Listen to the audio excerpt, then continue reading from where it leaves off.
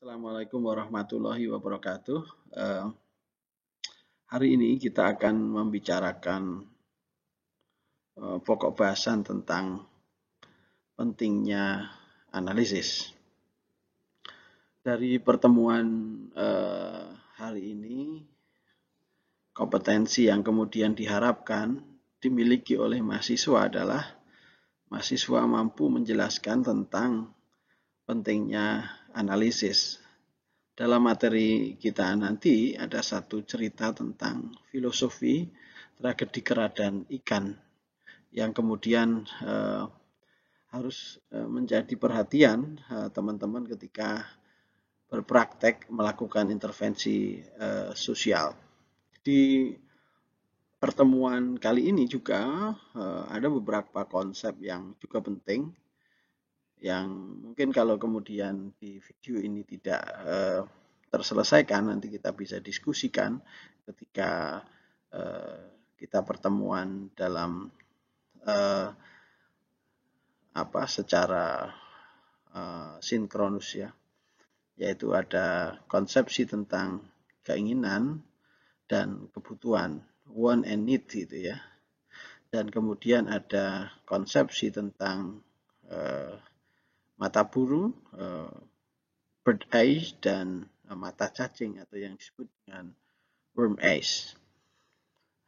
Nanti kita akan coba singgung konsep itu, dan untuk pendalamannya teman-teman bisa melakukan refleksi sendiri terkait dengan konsep itu.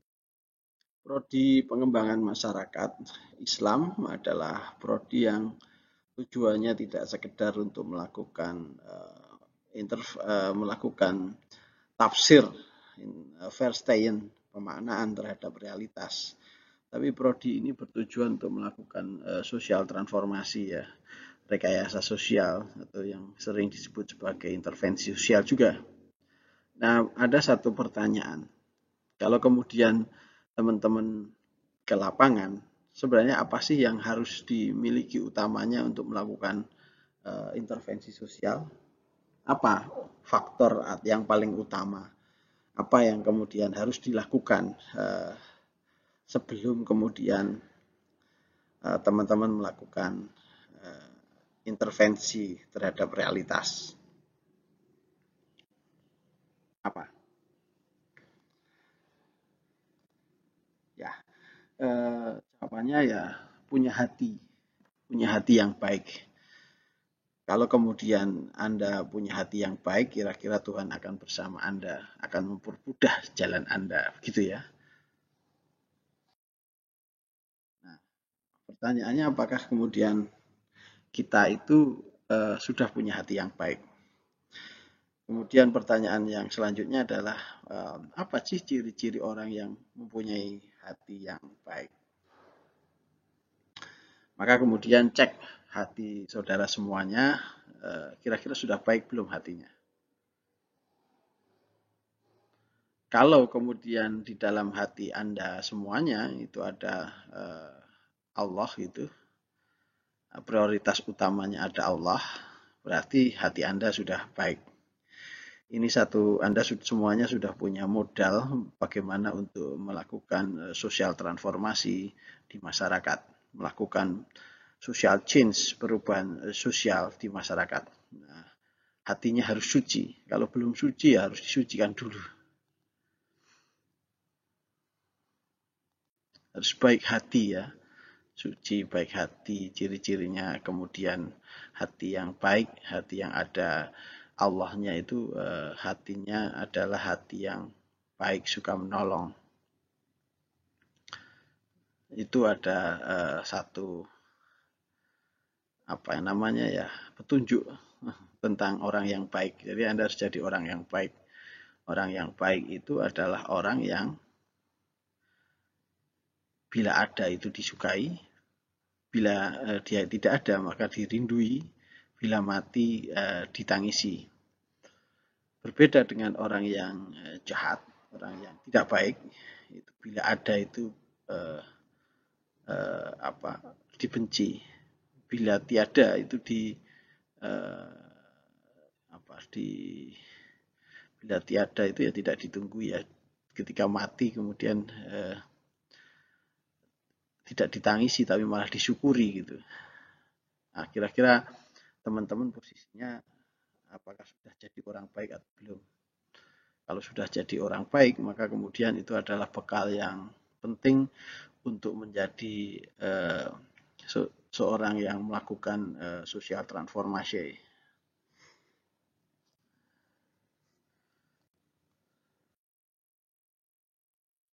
Nah, ini akan menguji apakah hati yang baik itu sudah cukup atau belum untuk menyelesaikan masalah sosial. Nah, ini saya akan membuat satu kasus klasik ya, kasus klasik dan unik. Ini sebenarnya kasus ini adalah kasus yang disampaikan oleh teman-teman di Solo ya. Jadi menurut informasi yang saya terima dulu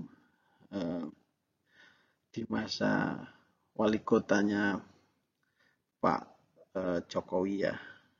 Saya nggak tahu ini benar atau tidak, tapi saya dapat informasi langsung ketika Solo itu wali kotanya Pak Jokowi, maka Pak Jokowi ingin melihat kebahagiaan di masyarakat, wong cilik gitu ya. Nah, dan Pak Jokowi melihat bahwa ekonomi masyarakat yang tumbuh pada waktu itu dan itu adalah ekonomi dari orang kecil, salah satunya adalah hek ya, atau kalau di Jogja namanya angkringan, orang-orang yang jual sego kucing. Di Solo namanya hek, itu singkatan dari hidangan istimewa kampung. Jadi makanan yang disediakan itu adalah makanan-makanan orang kampung, orang desa. Nah, Pak Jokowi melihat bahwa ini adalah ekonomi kerakyatan. Makanya pemerintah kota itu kemudian mengapresiasi bagaimana agar ini orang-orang yang kemudian usaha di bidang ini kemudian bisa ya lebih berdaya lagi. Makanya kemudian ada program zaman dulu adalah pemberian kira-kira bantuan kepada pengelola HIK se-Surakarta.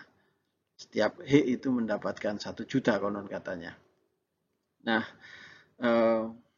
makanya kemudian ketika kemudian dilakukan penyerahan bantuan, kelihatannya itu ya Solo juga religius juga, diberikan ketika hari Jumat. Nah, ketika diberikan hari Jumat pagi, apa kemudian yang terjadi di Solo malamnya? Apa yang terjadi dengan HIK yang ada di Solo? Nah, menurut informasi dari teman saya, ternyata ketika malamnya setelah paginya dikasih uang 1 jutaan, itu angkringan atau HIK se-Solo ternyata tidak ada yang buka. Nah, itu teman saya yang mahasiswa di Solo itu SMS ke saya bahwa ya malam itu dia kelaparan karena angkringan se-Solo tidak ada yang buka. Dan setelah diselidiki konon katanya adalah paginya itu para penjual angkringan itu dikumpulkan di balai kota dan dikasih uang 1 juta. Ini perlu diklarifikasi juga sebenarnya beritanya itu. Tapi saya nangkep ini sebagai sebuah cerita yang bisa kita ceritakan. Nah, ternyata hiknya itu ketika malam tiba itu tidak ada pedagang angkringan atau hik yang kemudian jualan. Nah, kenapa? Karena mereka merasa hari itu mereka sudah punya uang yang cukup banyak dan karena diberi oleh pemerintah maka uang itu sebagian besar dimanfaatkan untuk menyenangkan istri-istri dari penjual HI itu. Nah, istri-istri penjual HI itu diajak ke mall gitu, dibelikan baju. Dan ya uangnya 1 juta itu bukan dipakai untuk memperbaiki atau kemudian dipakai untuk menambah modal H ya, tapi dipakai untuk menyenangkan istri-istri para pedagang H itu. Nah itu karena memang H itu sebagian besar kan konsinyasi ya, sebagian besar titipan, sebagian kecil H itu yang kemudian diusahakan yang dibutuhkan modal itu hanya soal mungkin gula sama minumnya saja. Lainnya sebagian juga setoran dari orang-orang itu. Nah, ini menunjukkan bahwa eh, niatan yang baik dari wali kota Solo itu ternyata akibatnya ya agak aneh ya, tidak tepat sasaran karena tidak digunakan untuk menambah modal dan membuat para mahasiswa di Solo kelaparan karena malam itu mereka tidak bisa eh, kalau ngangkring atau kemudian beli makan hik itu. Kasus yang kedua, kalau teman-teman lihat foto itu apa yang kemudian teman-teman rasakan? Ikut sedih ya. Kalau punya uang kira-kira akan membantu para anak jalanan itu. Dilihat wajahnya itu sangat polos sekali dan kira-kira kalau saudara semuanya berada dalam posisi anak itu ya sangat sedih sekali. Seorang anak yang kemudian harus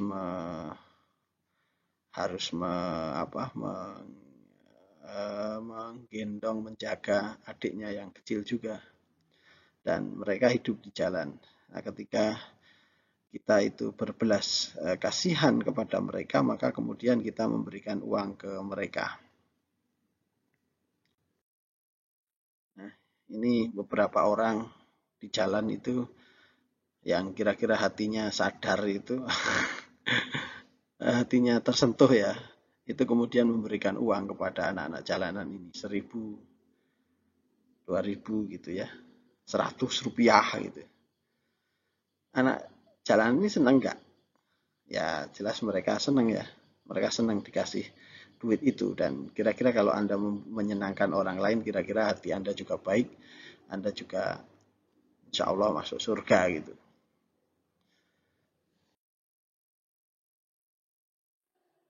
Nah, eh, tapi teman-teman tahu nggak? Ini ada satu boneka, bukan yang Pak Karno ya, tapi yang di sebelah kiri ada Indopsiko, namanya robot gedek. Robot gedek itu psikopat ya. Dia adalah pelaku sodomi ya, yang kemudian mensodomi banyak orang dan sebagian besar itu adalah anak jalanan, anak yang hidupnya di jalan. Nah, dan kira-kira siapa yang kemudian melanggengkan anak itu kemudian bisa hidup di jalan? Salah satunya tentu saudara semuanya yang memberikan uang di jalan. Karena dengan memberikan uang kepada anak-anak di jalan, mereka merasa mendapatkan reward, mendapatkan bebungah, sehingga mereka mengulangi perbuatan itu. Padahal di luar mereka banyak orang yang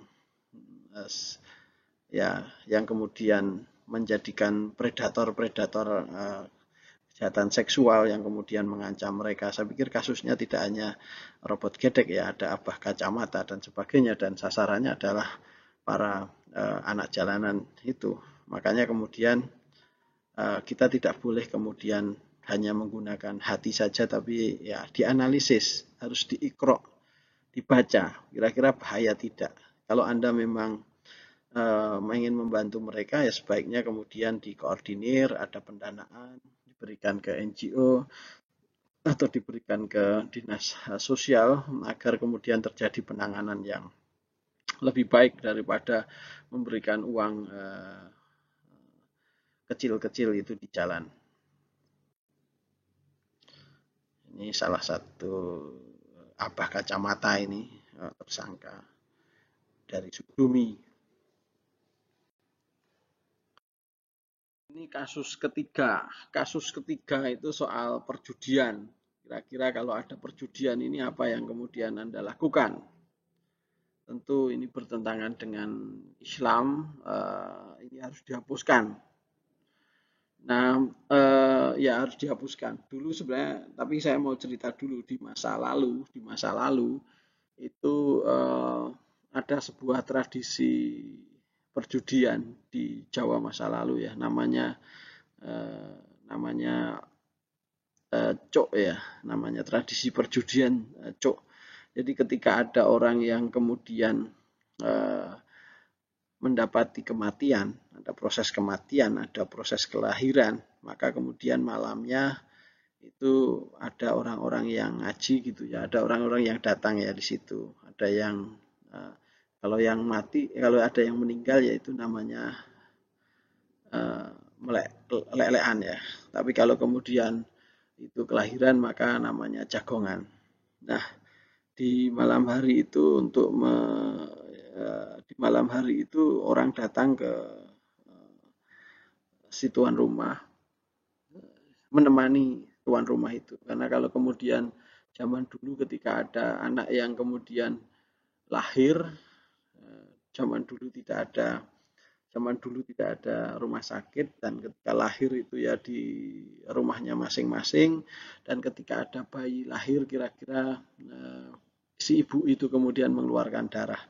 Anda bisa bayangkan di zaman dulu banyak hutan dan banyak binatang buas. Tentu binatang buas itu eh, bisa menyerang atau bisa mengambil si bayi itu. Sehingga kemudian banyak orang datang ke tuan rumah itu untuk kemudian bersama-sama menjaga bayinya dan tentu itu untuk memberikan rasa syukur ya, suka suka suka sukaria, sukacita bareng-bareng. Kalau zaman sekarang ya, kalau zaman dulu mungkin mereka membacakan kidung gitu ya, eh, mijil gitu. Tapi kalau zaman sekarang kira-kira mereka itu ya baca Quran dan sebagainya. Nah, eh, pertanyaan yang dulu kemudian muncul adalah bagaimana kalau kemudian orang itu orang yang kena orang yang dapat musibah kematian atau kemudian kebahagiaan karena ada anaknya yang lahir itu untuk membiayai prosesi itu karena kalau malam itu mereka makan. Nah, di dalam tradisi Jawa zaman dulu itu untuk membiayai makan itu ada satu sistem perjudian namanya cok. Jadi pejudi-pejudi di banyak tempat itu diundang untuk datang malam hari ikut di sana. Kalau di masa-masa tahun mungkin 90-an, 80-an ya para pejudi itu sudah tidak bisa dilihat di depan tapi kemudian mereka ada di belakang. Nah, mereka berjudi itu membentuk lingkaran dan di lingkaran itu biasanya di tengahnya itu ada piring. Saya masih saya masih sempat melihat fenomena itu. Nah, ketika kemudian ada para pejudi yang dalam satu lingkaran itu, satu periode itu memenangkan eh, memenangkan taruhan itu, maka orang yang memenangkan taruhan itu sodakoh dalam tanda kutip ya. Dia mengambil beberapa dari keuntungannya, mungkin 2,5% dari keuntungannya itu ditaruh di piring.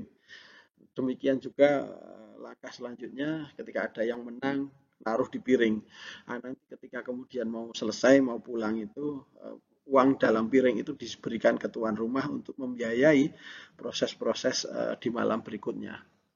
Nah, pertanyaannya kalau kemudian judi itu dihapus, dihilangkan, kira-kira apa yang kemudian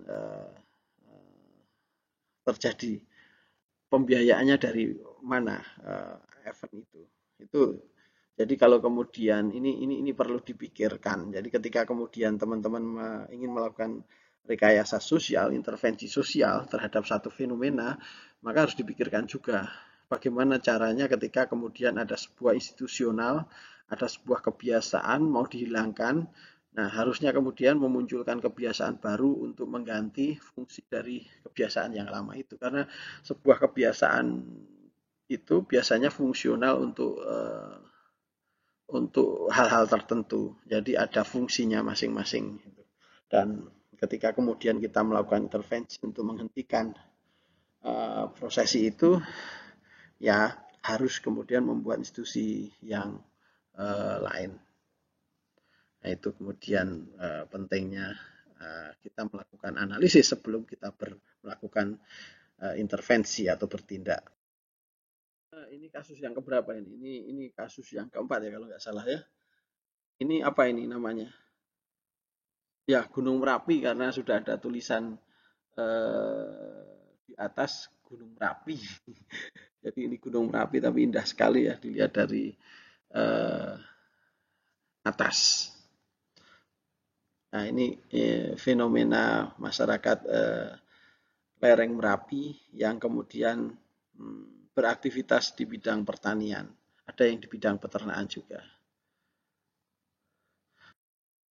Nah ini kira-kira ini salah satu apa namanya erupsi Merapi dan ini di awal tahun 2021 ini Merapi juga kembali atau kemudian di akhir 2020 ya mungkin di awal 2021 kita menjumpai Merapi juga melakukan erupsi dan ini kelihatannya tahun 2010 ya 2010 2006 itu Merapi menunjukkan erupsi tapi kemudian yang terjadi bencana itu di Bantul gempa tapi 2010 itu terjadi erupsi lagi Gunung Merapi yang ya membuat orang-orang mengungsi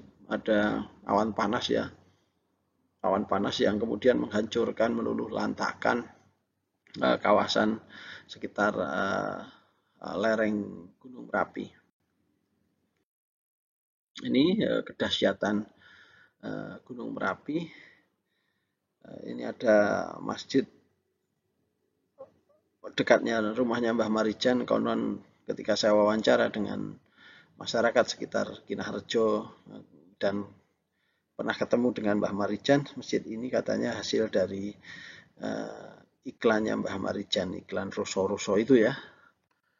Tapi kemudian tahun 2010 masjidnya itu mengalami atau hampir semua masyarakat di sekitar Kinaharjo itu mengalami kerusakan. Ini foto binatang ternaknya yang kemudian juga kosong karena erupsi. Orang pun kena awan panas juga meninggal ya. Ini kehidupan pasca erupsi. Nah, ternyata banyak orang yang punya hati ya, punya hati untuk membantu masyarakat sekitar bencana Merapi. Solidaritas masyarakat juga ini beberapa bentuk yang perumahan yang kemudian dibuat oleh pemerintah dan juga oleh ada pihak dari luar yang mengumpulkan dana untuk membantu para korban bencana di Merapi. Ini ada ya ini yang ingin saya fokuskan, ada yang ingin saya ceritakan, ada satu hal yang menarik. Pada tahun 2020 dan sebelumnya itu ada satu fenomena 2010 ya. Ada satu fenomena yang menarik yaitu kalau sekarang kan lele cendol ya, kalau dulu lele terpal, kolam terpal, di mana ada satu ekonomi yang gampang kemudian diwujudkan adalah ternak lele dengan terpal yang efektif, tidak perlu kemudian membuat kolam dengan beton.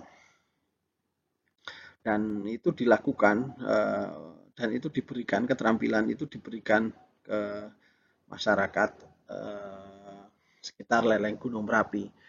Ada yang dari swasta, kemudian ada yang dari pemerintah. Pemerintah salah satunya program KUBE, kelompok usaha bersama dari Kementerian Sosial. Ya ini panennya dan ternyata karena tadi didampingi oleh mahasiswa dan tentu tenaga ahli, maka panen itu berhasil. Jadi apalagi dulu itu disediakan bibitnya gratis, kemudian terpalnya gratis, pakannya gratis, maka kemudian ya panennya menyenangkan. Panennya juga berhasil karena didampingi oleh eh, kampus dan sebagainya. Tapi yang terjadi, ada berita ini. Ternyata ada berita ketika Merapi meletus, ikan lele danila di kawasan Merapi sebaiknya juga dibeli pemerintah. Jadi di sini diceritakan ternyata harga lele itu turun drastis dari 16.000 menjadi 8.000. Nah, akibatnya apa? Ya tidak laku. Karena apa? Karena tidak laku. Semua orang, semua shelter di Merapi itu usahanya adalah ternak lele. Siapa yang makan lele-lele itu? Akibatnya apa? Harga lele murah dan itu tidak dirasakan oleh hanya orang-orang di sekitar lereng Merapi. Orang-orang Bantul yang kemudian sudah berhasil untuk usaha di bidang peternakan lele itu juga mengalami kerugian karena harga lele eh, sangat murah sekali. Karena ada program dari pemerintah lelenisasi itu. Jadi di sini kita dapat melihat bahwa niat baik pemerintah, niat baik untuk ternak lele lelenisasi itu akibatnya ya tidak baik. Bukan tidak baik untuk masyarakat sekitar saja, ternyata orang-orang yang sudah berhasil ternak lele di daerah Bantul yang lokasinya ada jaraknya, ternyata juga mengalami kerugian akibat harga lele yang turun drastis. Ini contoh bahwa ketika kemudian intervensi program itu tidak dianalisis lebih jauh secara detail proyeksi ke depannya, maka akibatnya tujuan yang baik itu kemudian bisa berakibat negatif. Nah, ini ya harganya ya. Jadi dia mengalami kerugian sebenarnya. Ini aktivitas saya tahun 2020 kami juga ya kami tidak membuat lelenisasi tapi kami juga kemudian turun ke masyarakat sekitar kawasan Merapi dan ya kita melakukan asesmen ya bersama dengan para mahasiswa pengembangan masyarakat angkatan 2010 ya itu ya kalau nggak salah 2010 kita melakukan pengorganisasian di masyarakat sekitar Gunung Merapi. Kita membuatkan apa ini namanya? Ya ini kita buatkan sumber mata air karena mata air mereka terkena abu dan tidak ada. Kemudian kita juga kasih bantuan untuk beli kambing karena rumput masih sudah bisa muncul, sudah bisa ada bisa digunakan, tapi kemudian mereka nggak punya kambing lagi karena kambingnya mati ketika erupsi. Kemudian ini juga kita ajari untuk membuat pupuk. Ya ini apa ini? Ini motor saya ya, ini motor saya Tiger 2000 tahun 1996 ya. Tiger 96 yang saya gunakan kira-kira ya selama saya SMA dan kuliah itu saya menggunakan motor itu. Kerja saya juga menggunakan motor itu. Motor itu masih ada di saya. Umurnya sudah 25 tahun ya. Lebih tua daripada mahasiswa semuanya. Ya, tentu bukan itu yang ingin kita perlihatkan, tapi ini kita mau memperlihatkan kasus lagi. Jadi banyak kasus intervensi yang kemudian tidak menggunakan analisis, maka akibatnya itu tidak baik. Ini satu kasus di perbatasan Bantul dan Gunung Kidul. Ini kawasan Gunung Kidul kelihatannya. Saya lupa ini fotonya diambil tahun berapa, tapi ini sudah mulai dibangun kembali ya perumahannya itu. Ini ada satu pengembang, mungkin saya nggak tahu ini pengembangnya pemerintah atau swasta, tapi ini ada perumahan di sana. Dan perumahan di sana itu ternyata tidak laku. Akhirnya dibiarkan saja kayak perumahan hantu. Ini mungkin tidak dianalisis bahwa ini nggak mungkin dibeli orang Bantul karena orang Bantul ketika kemudian beli di daerah itu dia harus naik ke atas. Orang Gunung Kidul juga mungkin tidak bersedia juga karena ini terlalu jauh dari ibu kota dan ini jauh dari pemukiman ya, sehingga kemudian perumahan ini mangkrak. Ini salah satunya karena menurut saya tidak dianalisis siapa pembelinya, siapa yang akan menjadi pembeli dari perumahan itu, sehingga ya gagal proyek itu. Itu tadi ada banyak kejadian, banyak kasus model intervensi yang tidak dianalisis, maka akibatnya negatif. Nah, sebenarnya ada satu eh, ya kalau kemudian Anda aktivis NGO mesti Anda tahu cerita ini, cerita persahabatan monyet dan ikan. Nah, ini kita ilustrasikan aja ya, kita ceritakan saja. Misalnya ini ada sebuah persahabatan kera dan ikan. Mereka tinggal di sekitar Gunung Merapi. Nah, kera dan ikan ini bersahabat cukup lama, tapi tiba-tiba kemudian ya di bulan Januari hujan sehari-hari itu terjadi hujan lebat beberapa hari dan akibatnya banjir. Ketika kemudian banjir datang, apa yang dilakukan oleh monyet? Ya, monyet kemudian naik di atas pohon dan itu malah merupakan cara berpikir monyet. Jadi kalau teman-teman berpikirnya seperti itu persis dengan cara berpikirnya si monyet. Nah, ketika monyet itu berada di atas pohon, ya kemudian kepikiran temannya karena dia itu monyet yang baik hati. Ini temanku di mana ya si ikan itu?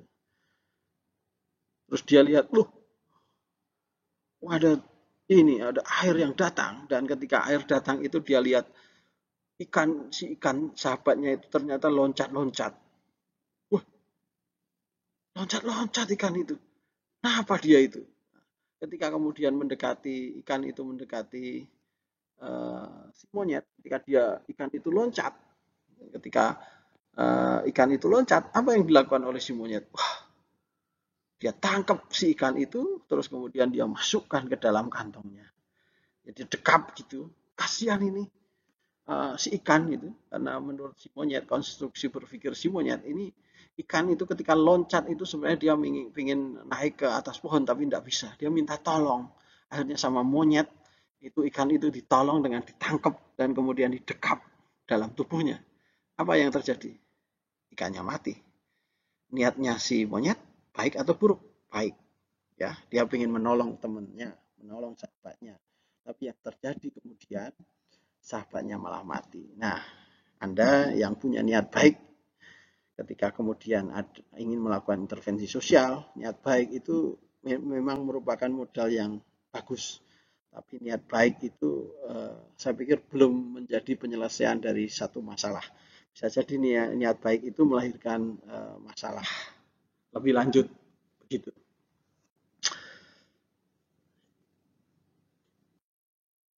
Maka dari itu, teman-teman yang belajar tentang pengembangan masyarakat Islam, intervensi sosial, pembangunan sosial, maka ketika saudara itu melakukan intervensi sosial, Anda harus berpikir bahwa apakah kemudian model intervensi itu tepat atau tidak.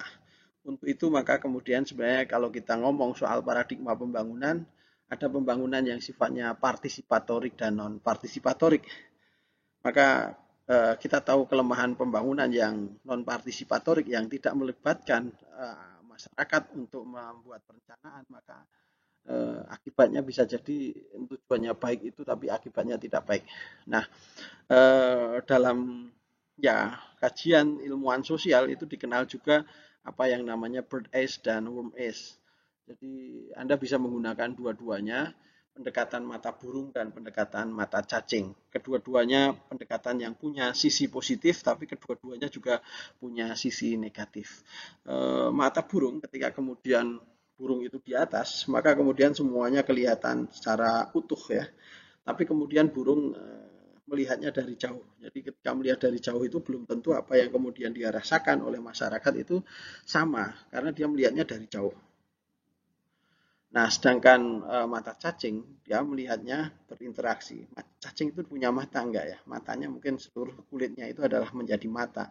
Sehingga untuk mengetahui kebutuhan dari masyarakat, kebutuhan dari eh, orang yang mau disasar itu, maka dia harus berinteraksi. Dia harus menggesekkan tubuhnya dengan benda-benda yang ada di sekitar itu. Sehingga kemudian yang terjadi, dia tahu betul apa yang dikehendaki oleh masyarakat. Ini model top down dan bottom up itu saya pikir model yang ya semuanya ada nilai positifnya, ada nilai negatifnya. Maka kita sebagai pengembang masyarakat yang ingin melakukan transformasi sosial harus mengetahuilah filosofi itu. Itu menjadi penting sebelum Anda bertindak, sebelum Anda belajar tentang metode-metode pengembangan masyarakat. Saya pikir cukup sekian saja ya pertemuan kita. Sebenarnya ada beberapa slide mungkin tidak perlu direkam dalam video ini. Ya, kita akhiri. Assalamualaikum warahmatullahi wabarakatuh.